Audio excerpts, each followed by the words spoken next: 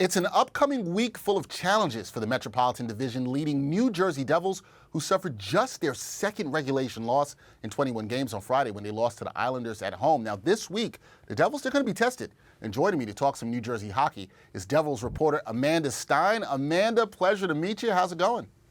I'm doing well, thank you. Great to meet you, and thank you for having me. Oh, glad to have you to talk some Devils hockey. We need to do a little bit more of that around here. We don't do that too often. But Amanda, 4 games in 6 days for the Devils this week at New York, then back home for Dallas, Philadelphia, and Florida. With the exception of the Flyers, all of New Jersey's opponents this week have 25 or more points on the season. So what will these games tell fans about this young Devil squad?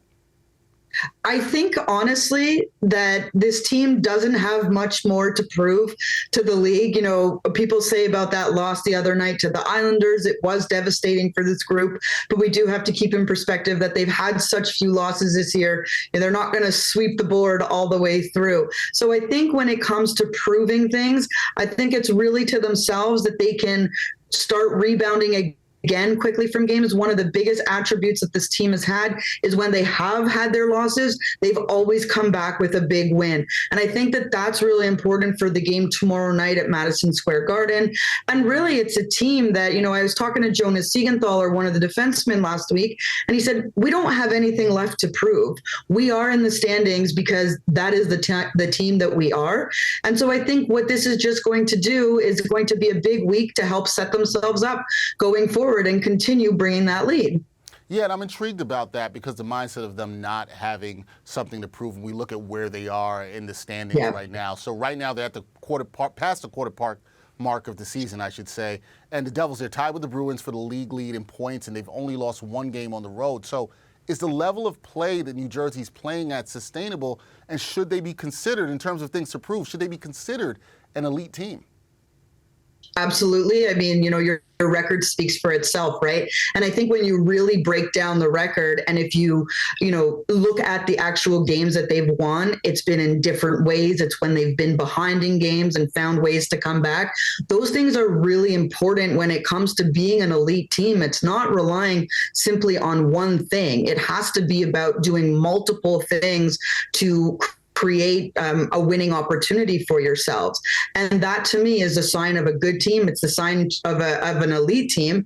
And when your record is what it is right now, and you're sitting at the top of not just the Metropolitan standings, not just Eastern Conference, but at the top of the league with the Boston Bruins, I mean, that's really the most important part here, to, pull away from the pack, saying that they are elite. And I think this is what they've been building for so long, and patience has been so important. And we're now seeing that big leap towards what they've been building for 5-6 years. And Amanda, lastly, I want to talk about that, what they have been building towards. I think when people look at the Devils roster and how this team has been constructed, they're going to look at the 2 number 1 draft picks that they nailed in Jack Hughes and Nico Hischier. However, there's 12 players on this New Jersey roster that they drafted. So how much of their success this season is about drafting well overall and having key contributors across the roster? It's everything. I mean, it really is what it is. It is absolutely everything to this team. If you look on any given line, you have at least one drafted player. And you're right, some of them in the later rounds. And the big one, of course, that everyone knows about is Jesper Bratt, who was a 6th round draft pick.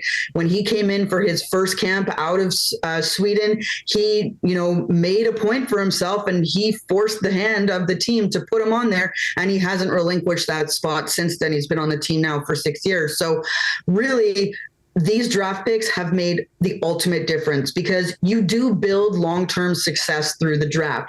And then you bring in complementary pieces through free agency, through trades and all that, because that's what the Devils did this year. They've relied on, obviously, Jack and obviously Nico Hischier, but those other guys too fill roles. And then you bring in someone like an Andre Palat and Eric Haula, these complementary pieces that allow that young core to continue to grow to the next level. What is so unique about this team is that 95% of them have been together from the beginning, whether it's in the minors or jumping right into the NHL. This is a group that has been together for so long, from their first day in the league. And so they've been through, the cliche of trials and tribulations together from the very beginning. And now they're getting to appreciate the success that they have all together as well. And that close friendship that they've created in that locker room between all these young players is so important because they've learned how to talk to one another as athletes, as teammates, and not just as friends, where they can hold one another accountable if they're seeing things that they don't like from their teammates or that they need to do better. And I think learning to have that dialogue has been one of the most important things. And that does, come from coming up through the ranks together and being a part of what's currently building right now. Yeah, and that continuity matters. I think that sometimes gets lost in sports. That continuity means a lot on the road to success. Speaking of success, the Devils, they are having a lot of it this season. Amanda Stein, she covers the Devils for the team and will continue to do that. Hopefully they'll continue to be successful. Amanda, we will do this again, and we'll talk some more Devils hockey, but thank you for joining me. I appreciate it.